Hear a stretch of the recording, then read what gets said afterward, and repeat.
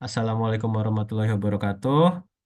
Kami dari kelompok 4 dan pada presentasi kali ini kami akan menjelaskan tentang makalah kami tentang aplikasi konveksi alamiah dalam penyimpanan produk pertanian. Bisa next slide. Perkenalkan, saya Muhammad Danendra Zidian Mahardika. Perkenalkan, nama saya Muhammad Lutfi Ardian. Perkenalkan, nama saya Akbar Hendri Syahputra. Perkenalkan, nama saya Muhammad Yanis Arasyid. Perkenalkan, nama saya Muhammad Nofais. Perkenalkan, nama saya Gerardo Arvel Kavindra.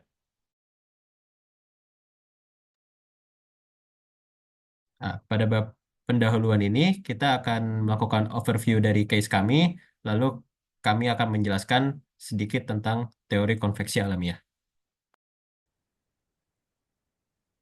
Oke, sebelum kita membahas lebih lanjut terkait dengan topik kali ini, saya bahas dulu terkait dengan latar belakang dari penyimpanan produk pertanian ini. Jadi, dalam produk penyimpanan pertanian itu memerlukan kondisi suhu yang merata agar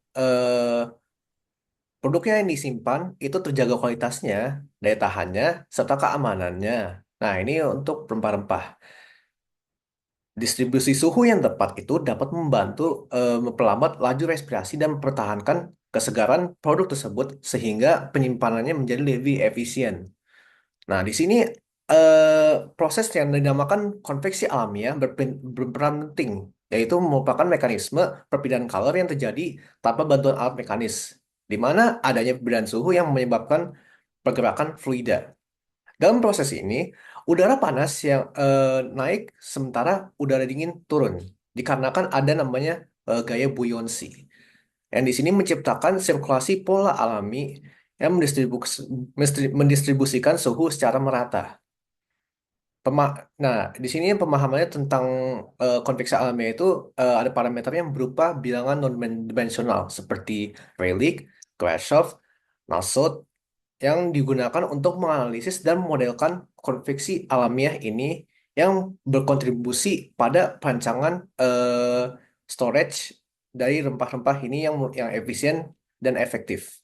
Nah, di sini untuk analisis situasinya kita bagi jadi situation, condition, dan questionnya, di mana situationnya ini produk pertanian seperti rempah-rempah itu memerlukan kondisi penyimpanan yang terkendali untuk menjaga kualitas daya tahan dan keamanannya. Untuk mencapai hal ini, distribusi suhu dan kelembaban yang konsisten sangat penting agar laju respirasi dapat diperlambat dan kesegaran produk tetap terjaga. Nah, ini mana kondisinya itu yaitu menjaga distribusi suhu dan kelembaban yang merata di ruang penyimpanan bisa menjadi tantangan tanpa ada analisis tentu. Diperlukan adanya analisis terhadap proses proses konveksi alamiah untuk menjaga suhu dari dari barang pertanian tersebut seperti rempah-rempah agar terjaga suhunya di dalam storage tersebut. Yang di sini ada key questionnya itu ada dua. Yang pertama, bagaimana peran konveksi alamiah dalam menjaga kualitas produk pertanian ini, khususnya rempah-rempah, selama proses penyimpanan? Yang kedua, bagaimana desain ruang penyimpanan produk pertanian seperti rempah-rempah ini yang bisa dibuat dengan mekanisme proses konveksi alamiah? Oke, jadi main point yang akan dijelaskan dari ini merupakan teori untuk konveksi alamiah. Nah, pertama izin saya jelaskan dulu terkait apa itu konveksi. Jadi, konveksi ini merupakan proses heat transfer yang disebabkan oleh aliran massa yang bergerak dari satu poin area ke area lainnya. Nah, ini jenisnya ini sebenarnya itu ada dua tipe. Ya, pertama itu ada konveksi alamiah dan ada juga konveksi paksa. Tapi untuk kali ini kita bahasnya itu konveksi alamiah. Nah, untuk formula umumnya ini ada di kanan berikut yang di sini merupakan Q conv sama dengan H yang merupakan itu heat transfer coefficient itu bergantung sama kondisi lingkungan yang bagaimana. Terus dikali dengan A AS itu yang merupakan luas penampang tempat terjadinya heat transfer tersebut dikali dengan delta T yang merupakan TS dikurang dengan T infinity. Yang T infinity ini bisa dibilang suhu ambience-nya, terus TS ini dia suhu permukaan tersebut. Nah, di sini kalau secara spesifiknya konveksi alamiah itu dia merupakan proses perpindahan panas yang terjadi karena ada perbedaan densitas yang timbul dari perbedaan suhu dalam satu fluida. Konsepnya apabila fluida tersebut memiliki suhunya, misalnya fluida satu itu memiliki suhu yang lebih besar daripada fluida yang kedua. Nah, maka dari itu fluida satu ini memiliki densitas yang lebih kecil daripada fluida yang kedua. Nah, karena karena ada itu, karena ada konsep begitu, akan terjadi namanya proses buoyancy, gaya buoyancy yang menyebabkan adanya sirkulasi suhu dari fluida satu ke fluida lainnya. Yang di sini konsepnya bisa dilihat di sebelah kanan ada yang di bagian sini, dia warm air-nya bakal rising karena kan dia fluidanya itu densitasnya lebih kecil. Karena lebih kecil maka fluidanya itu bakal ke atas. Yang di bawahnya itu bakal menjadi fluida yang lebih gede densitasnya. Nah, di sini untuk bedanya kepaksa sama sama alamiah itu bisa dilihat bahwa dia tidak ada kayak external force jatuhnya. Jadi tidak ada velocity yang tambahkan, yang itu disebabkan biasanya seperti ada blower, ada fan untuk memperkuat proses konveksi tersebut. Nah, di sini ada tiga parameter bilangan non-dimensional yang biasanya dipakai dalam analisis ini. Yang pertama itu ada Rayleigh, yang di sini menggambarkan kecenderungan fluida untuk membentuk aliran konvektif karena adanya perbedaan suhu. Yang kedua ada Grashof, yang di sini menggambarkan rasio antara gaya apung yang mendorong aliran konvektif dengan gaya gesekan dalam fluida. Yang ketiga itu ada Nusselt, yang menunjukkan rasio antara perpindahan panas melalui konveksi dan konduksi. Nah, konveksinya itu ada H-nya ini yang merupakan heat transfer koefisiennya, yang K-nya ini merupakan konduktivitas termalnya, yang di situ hubungan antara konveksi dan konduksinya. Nah, biasanya di sini key terms-nya itu bilangan Nusselt yang lebih tinggi menunjukkan perpindahan panas yang lebih efisien melalui konveksi. Nah, keterangannya itu ada di bawah kiri untuk definisi dari setiap variabel-variabel tersebut, dan juga di sini ada formula-formula lain, misalnya untuk menghitung koefisien muai thermal itu bagaimana, dan juga untuk bilangan Prandtl-nya itu gimana, sesuai dengan rumus berikut. Yang di sisi bawahnya juga tuh ada keterangan tentang variabelnya itu merupakan apa. Di sebelah kanan ini ada juga not tambahan. Biasanya natural convection itu rasionya didefinisikan rasio natural convection itu rasionya itu adalah Grashof-nya dibagi dengan Reynolds di pangkat 2 itu biasanya lebih besar dari satu. Yang Reynolds ini rumusnya ada di bawah ini. Nah, untuk perhitungan Nusselt itu berdasarkan geometrinya. Nah, di sebelah kanan ini perhitungan Nusselt dari misalnya kayak vertical plate, inclined plate, dan lain-lain itu mereka memiliki cara perhitungan Nusselt yang berbeda. Nah, jadi setiap dari bentuk atau komponen bentuknya setiap bentuknya itu masing-masing memiliki perhitungan yang berbeda-beda. Makanya kita apabila mau menghitung bilangan Nusselt dari suatu komponen, kita harus tahu dulu geometrinya dia itu bagaimana. Baru kita bisa cocokkan sesuai dengan tabel berikut. Next slide.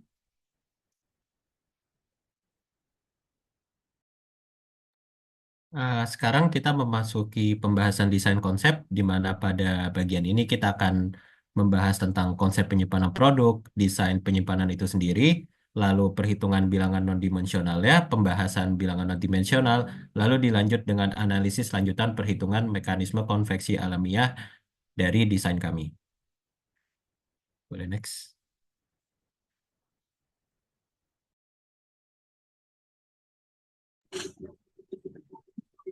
Oke, jadi di sini ada konsep penyimpanan produk pertanian. Eh, jadi produk pertaniannya sendiri adalah rempah-rempah. Nah, rempah-rempah itu adalah bahan alami yang berasal dari bagian tanaman yang digunakan untuk memberikan aroma, rasa, dan warna pada makanan, serta untuk tujuan kesehatan dan pengobatan. Nah, contohnya sendiri di sini ada jahe dan kunyit, di mana suhu ideal penyimpanannya adalah berkisar di angka 24 hingga 25 derajat Celcius. Lalu di sini storage untuk pertaniannya yaitu adalah sebuah tempat atau fasilitas yang dirancang untuk menyimpan hasil panen agar tetap dalam kondisi optimal hingga waktu pendistribusian atau konsumsi. Nah, tujuannya sendiri adalah untuk menjaga hasil panen agar bebas dari kerusakan. Nah, untuk contoh gambarnya ada di bawah, bisa berupa seperti rak maupun gambar di sebelah kanannya. Nah, ada dua faktor yang mempengaruhi mekanisme konveksi alamiah, yaitu perbedaan temperatur dan juga sirkulasi udara. Jadi, udara panas itu lebih ringan dibanding udara dingin, sehingga udara panas akan naik dan udara dingin akan turun. Lalu, sirkulasi udara juga di sini menciptakan eh, tercipta di dalam ruang penyimatan yang membantu mengatur suhu di sekitar rempah-rempah. Oke.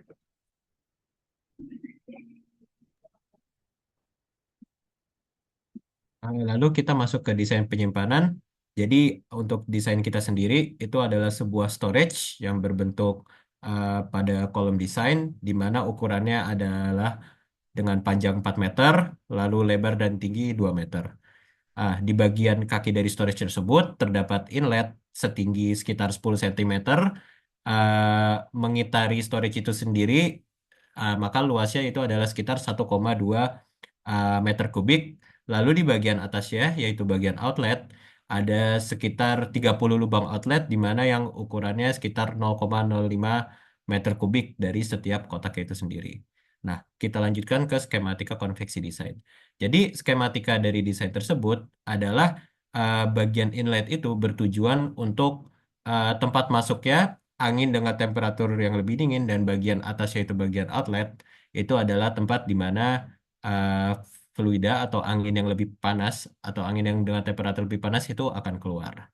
Nah, tentu ada beberapa uh, faktor kita perhatikan dalam mendesain storage ini, yaitu ada faktor material, lokasi penempatan, dan juga temperatur. Kita akan mulai membahas dari material. Material yang kami pilih itu adalah plywood. Jadi untuk dindingnya itu kita memilih plywood karena plywood sendiri ini merupakan isolator yang baik. Jadi sehingga dia tidak menyerap panas. Nah, lalu ada material, yaitu material dari rangka dan kaki dari storage tersebut, yaitu besi galvanis hollow 40 kali 40 cm.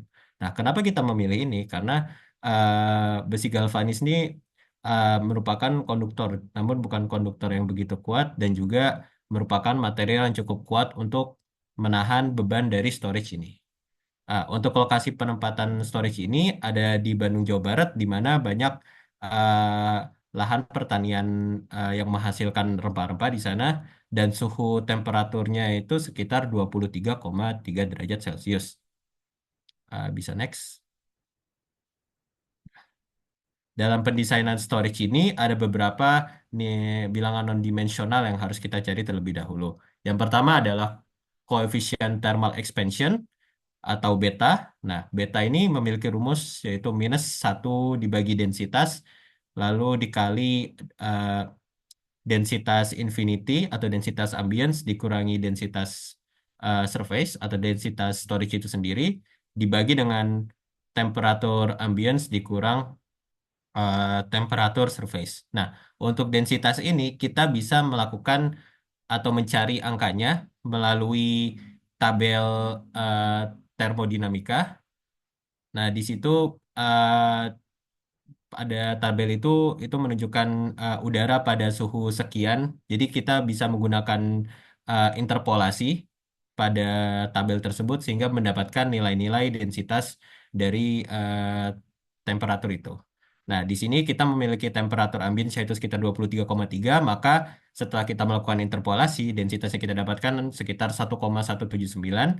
Untuk target suhu dalam storage yaitu 24,5 karena kita mengambil suhu tengah, kita mendapatkan densitas sekitar 1,1723 kilogram per meter kubik.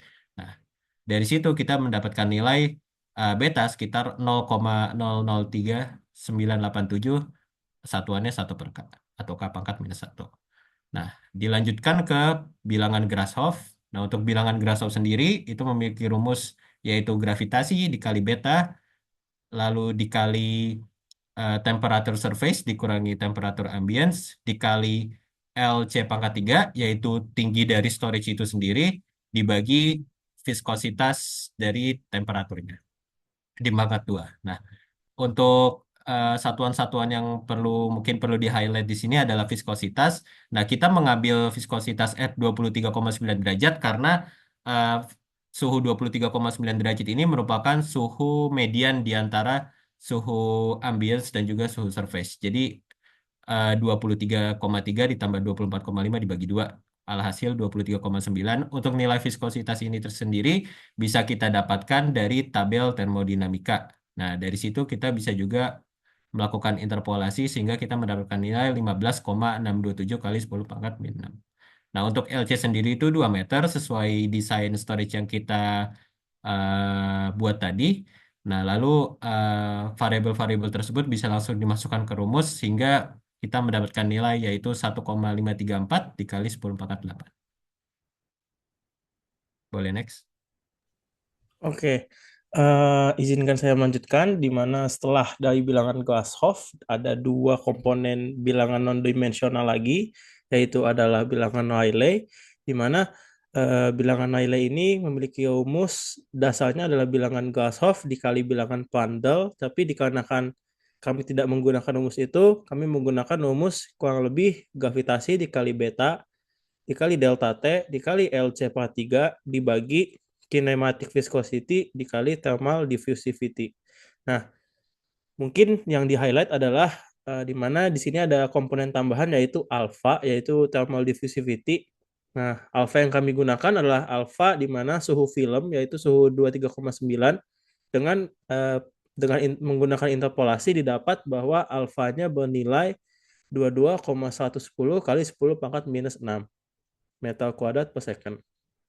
Lalu tinggal dimasukkan saja angka-angka yang sudah diketahui ke rumus yang sudah diketahui juga. Nah, didapat kurang lebih angka Rayleigh-nya sekitar 1,084 kali 10 pangkat 9. Nah, untuk bilangan dimensional yang terakhir yang kami cari adalah bilangan Nusselt, di mana sebenarnya bilangan Nusselt ini sangat berkaitan dengan bilangan Rayleigh dan Prandtl.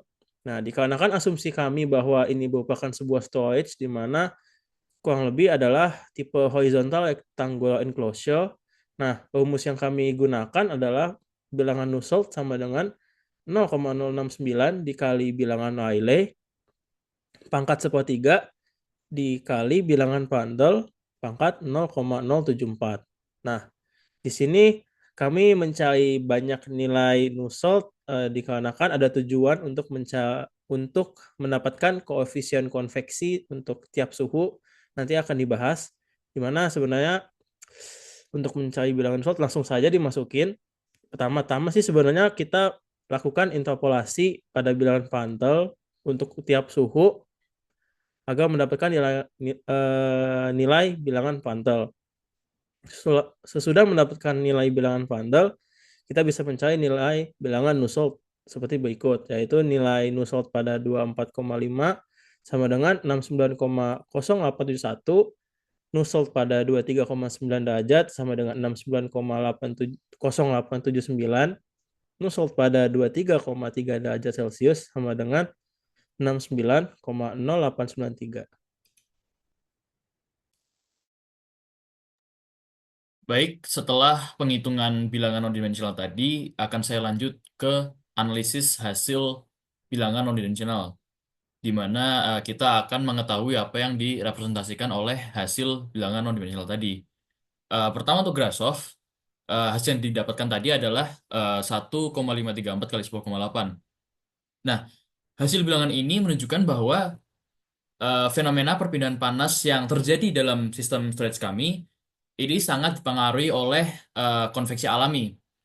Jadi nilai yang cukup tinggi ini menggambarkan bahwa terdapat sebuah perbedaan densitas udara yang diakibatkan oleh perubahan suhu antara luar dan dalam ruangan storage kita yang mampu menciptakan aliran udara yang cukup signifikan. Jadi sesuai dengan desain kami, storage ini mengandalkan ventilasi untuk memfasilitasi sirkulasi udara secara pasif.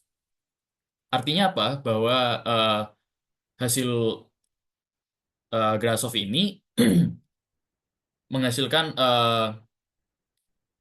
efisiensi ventilasi yang alami dan dengan aliran udara yang stabil, suhu storage kami itu bisa dipertahankan kepada suhu tujuan atau suhu optimal kita, yaitu 24,5 derajat Celcius yang ideal untuk menjaga kualitas rempah-rempah dari kerusakan yang bisa disebabkan dari misalnya suhu yang tinggi atau kelembapan.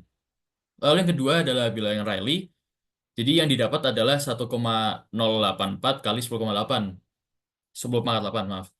Jadi nilai ini merupakan eh, tadi hasil kali bilangan Grashof dan Prandtl yang mencerminkan pengaruh gabungan sifat thermal fluida, yaitu udara, dan efek gravitasi terhadap aliran udara. Dan karena nilai Rayleigh ini di atas 10 pangkat 7, ini menandakan bahwa aliran udara di dalam storage itu berada dalam rezim konveksi alamiah yang cukup kuat, sehingga perpindahan panas bisa berlangsung secara efisien. Artinya apa? Bahwa nilai Rayleigh yang cukup tinggi ini menunjukkan bahwa sistem yang telah kami buat mampu mendukung proses pendinginan yang pasif secara efektif. Nah, hal ini membantu untuk mempertahankan suhu internal meskipun terjadi sebuah fluktuasi di suhu di lingkungan luar. Lalu yang terakhir bilangan Nusselt. Eh, jadi bilangan Nusselt ini dihitung pada berbagai suhu, yaitu suhu dalam dan suhu luar, yaitu 23,3 derajat Celcius dan 24,5 derajat Celcius, dan menghasilkan nilai yaitu 69,087. Bilangan ini menunjukkan sebuah rasio perpindahan panas total terhadap perpindahan panas konduksi. Nah, nilai yang cukup tinggi ini menandakan bahwa perpindahan panas di dalam storage lebih didominasikan oleh perpindahan panas konveksi dibandingkan dengan perpindahan panas konduksi. Artinya apa? Bahwa hal ini mencerminkan efisiensi sistem ventilasi dalam membuang panas dari storage. Dengan perpindahan panas yang didominasikan oleh konveksi, suhu internal dapat dipertahankan tanpa terjadinya sebuah resiko overheating atau terjadi kelebihan kelembapan. Nah, hal ini penting untuk menjaga kualitas rempah-rempah yang disimpan karena suhu yang terlalu tinggi dapat memicu dekomposisi bahan aktif atau aroma rempahnya. Bisa di next. Oke, baik. Sekarang kita mau menghitung konveksi dan resistance dari storage.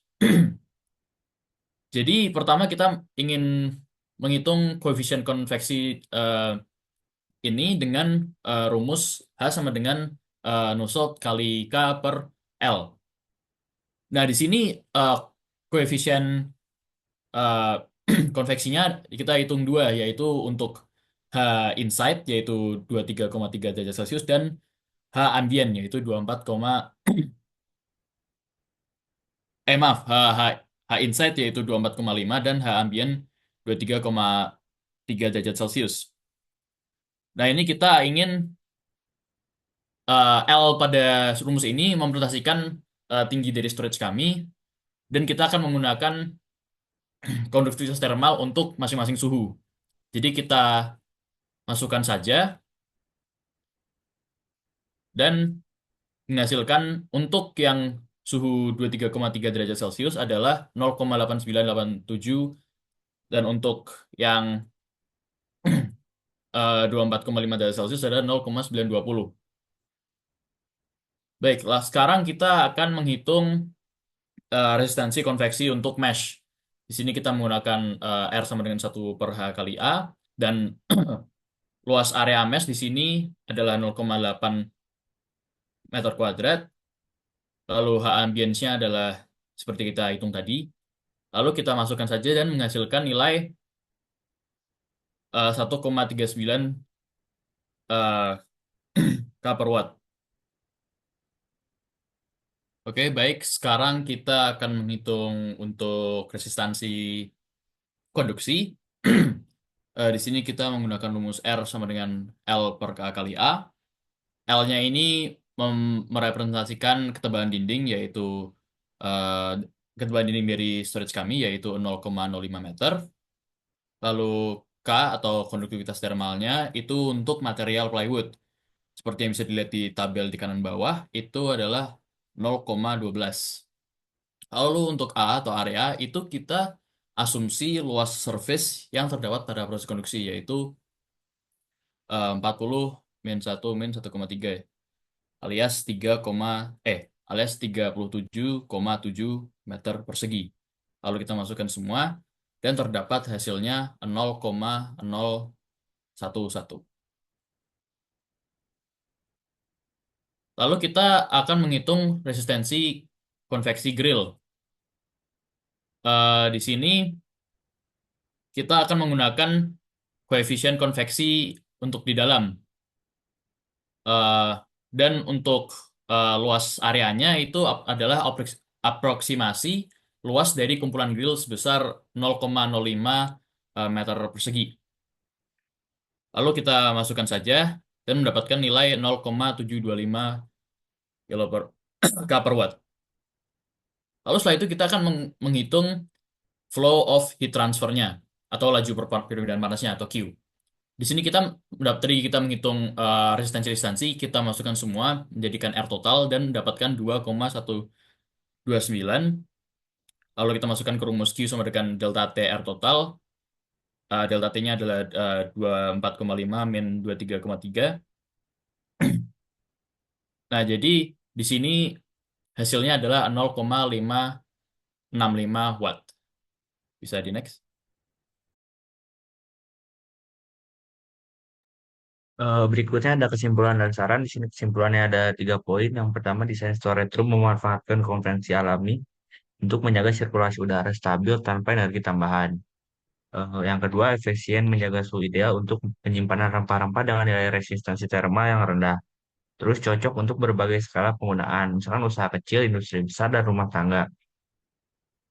Terus berikutnya ada mengusung prinsip rumah ramah lingkungan dan hemat energi.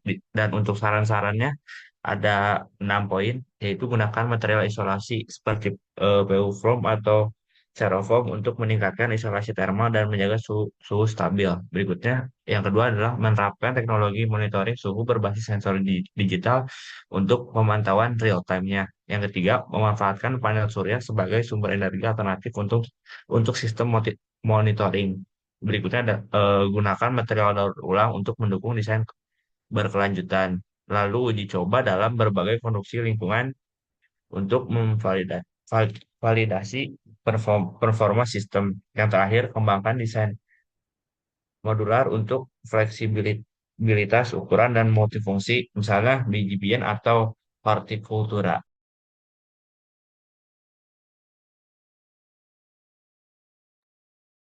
Sekian presentasi kelompok kami. Mohon maaf kalau ada kata-kata yang kurang berkenan. Wassalamualaikum warahmatullahi wabarakatuh.